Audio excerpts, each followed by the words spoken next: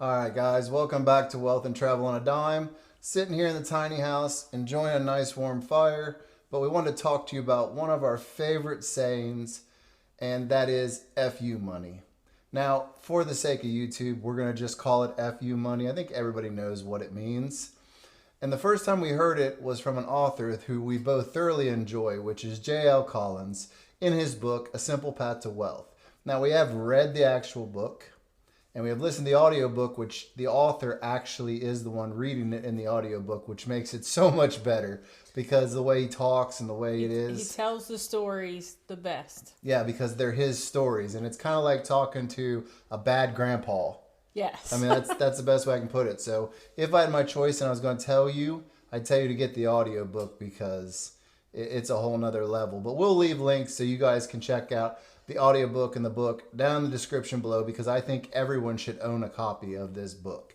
But with that said, who's better to explain FU money and what it means to him than the man we heard it from, which is Mr. J.L. Collins. So let's go ahead and let him explain it for himself. For me, the pursuit of financial independence has never been about retirement. I like working and I've enjoyed my career. It's been about having options. It's been about being able to say no. It's been about having FU money and the freedom it provides. Long before I heard the term, I knew I wanted FU money. If memory serves, the phrase originates in James Clavell's novel, Noble House. And from the moment I read it, my goal had a tangible form and an unforgettable name.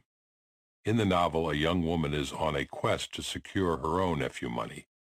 By this, she means enough money to be completely free of the demands of others and to be able to do exactly what she wants with her life and time. She's after 10 million, far more than it takes to reach simple financial independence, at least for me. Unlike in the novel, for me enough FU money isn't necessarily enough to live on for the rest of your life. Sometimes it's only just enough to step to the side for a while. I first had mine at age 25 when I'd managed to save the princely sum of $5,000, something achieved after working 2 years at $10,000 per year.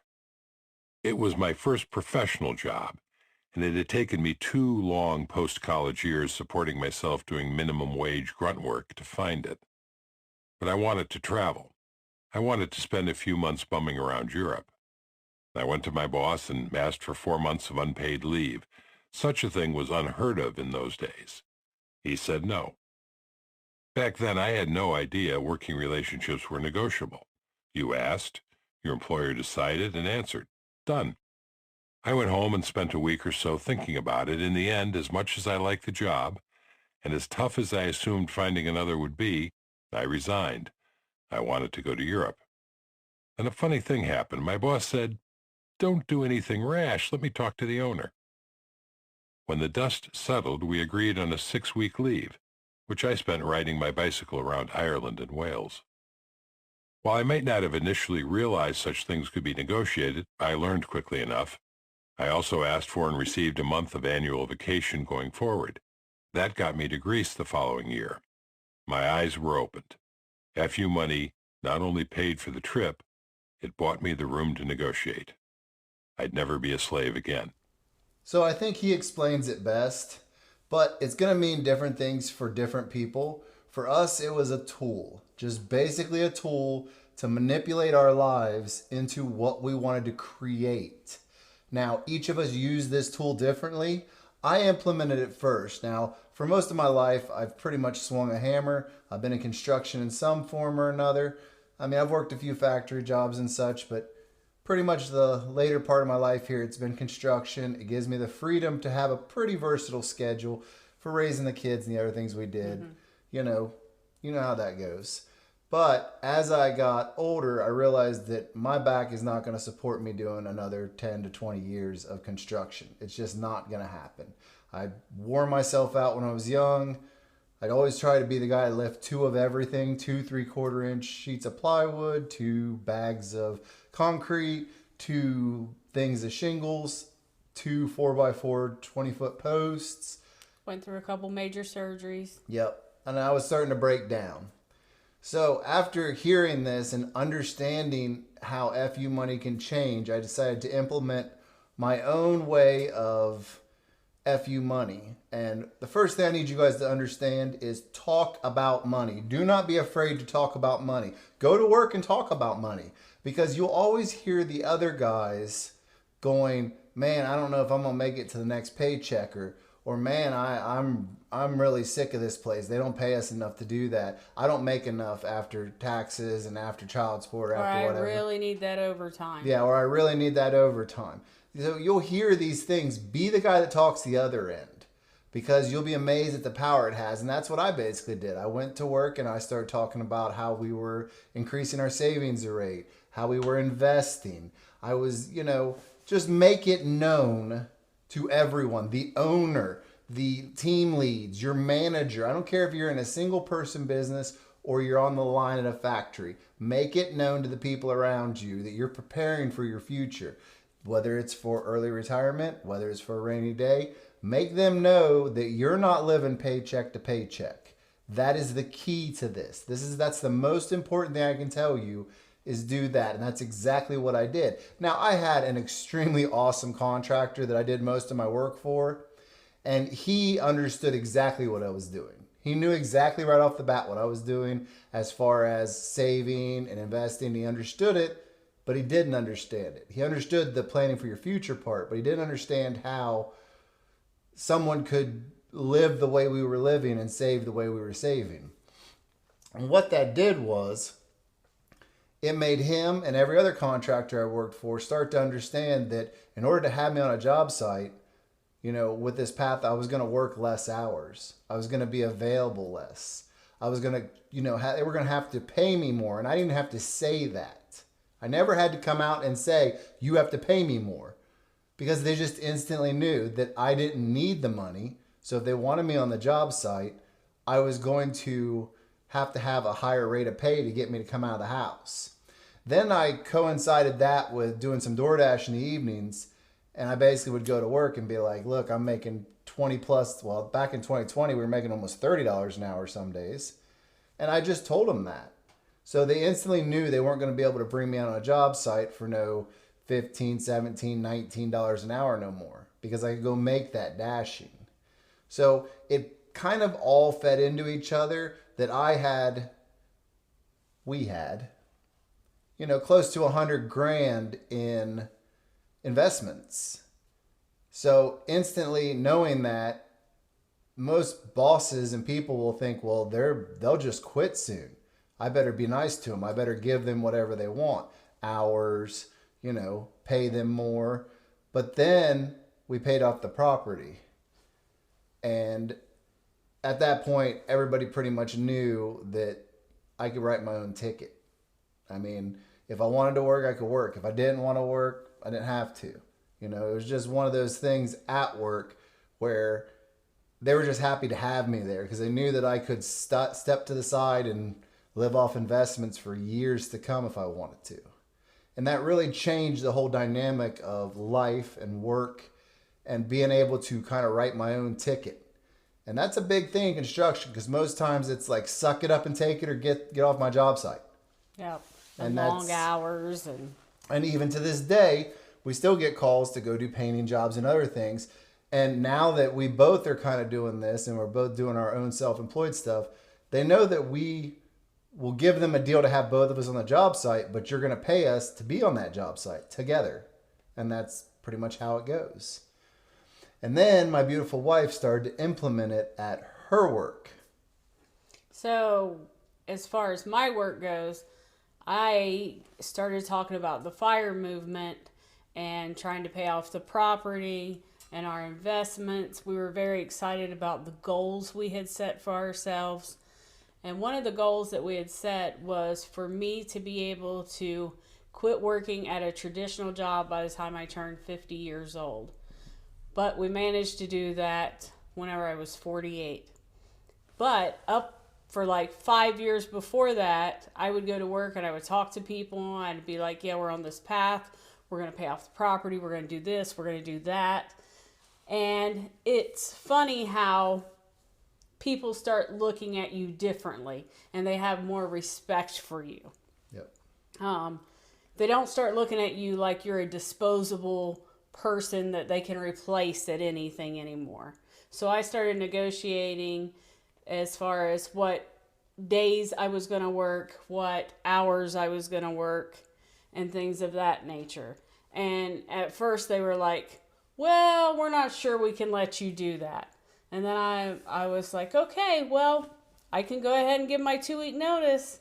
And they're like, oh, no, it's okay. It's okay. You can go ahead and work from home on Mondays. So it was crazy how people, just the outlook of you changes. Yeah, the callback on 2020, they were not pleased after the shutdown. Everybody had to stay home and stuff, and they wanted to call her back, and they were quick to say, you're not going to do this, you're not going to do that. But the moment you start talking about leaving a position, especially because her position, there was no one trained, there was no one else for that position. She had taken a position that there was no real thing, and Like made I it had into what developed that position. and they hadn't put anybody in position to get trained to learn the position. So when she was talking about leaving, and we at that time we had more like $150,000 in investments, so you really could have left, and we knew that going into it. And even after I gave my notice, because I gave them a year notice, I wanted to make sure they had plenty of time to train somebody. My boss was multiple times came to me and was like, if you decide to change your mind and you want to stay, just let me know. At a moment's notice, we'll get rid of that paperwork and you can stay. And I'm like, no, Jason, it's not going to change. But I will do what I said I was going to do, and I'll work my year out. Now, you had a date set, and you almost had to leave early. I did, because they wanted me to switch my work from home days from what I normally did to a different day so I could train someone. And I was like, nope, I'm not going to do that. We set this up for a reason. I have things I do on that day and need to work from home. So if it's going to be like that, I'll just go ahead and give you my 2-week notice today. Yeah, and it wasn't to be mean. It's that she had already scheduled gig apps where she would go after work and work. So to switch those days, she would have to go drive to Athens deadheaded to work. So she'd be losing money every day that she did that. So if it had been just nothing going on those evenings, we probably could have complied with that. Yes. But we were on such a drive to get our investments up, it would have cost us money and to get do it that. exactly where we needed it. Yeah, because we had to have a certain amount of money by a certain date. It wasn't about being mean or anything. It was because it would have cost us money. Now, you can be as accommodating as you want, but when it comes down to this, they don't care. If you got, if there's mandatory overtime, they're going to tell you you have to come in. But let me tell you, when that manager, that lineman's sitting there looking down the line, whoever's the people that cry about money, that's who they're going after to force them to work that overtime. Now, if you're a person that loves overtime, great. Go work the overtime. More power to you. Overtime's good money. It's better sometimes than getting a second job. But the reality is, if you're at one of those companies that want you to work overtime every single weekend and you're sick of it, be the guy that they know that they could lose. Yep. Be the guy that talks about it and implements it. Now, the smaller the company you're in, I feel like the better power you can have. Or the smaller plant you're in, or warehouse, I think you have more power. The bigger ones are going to be harder to do this and may take longer to implement this. But this would work if you're a forklift driver.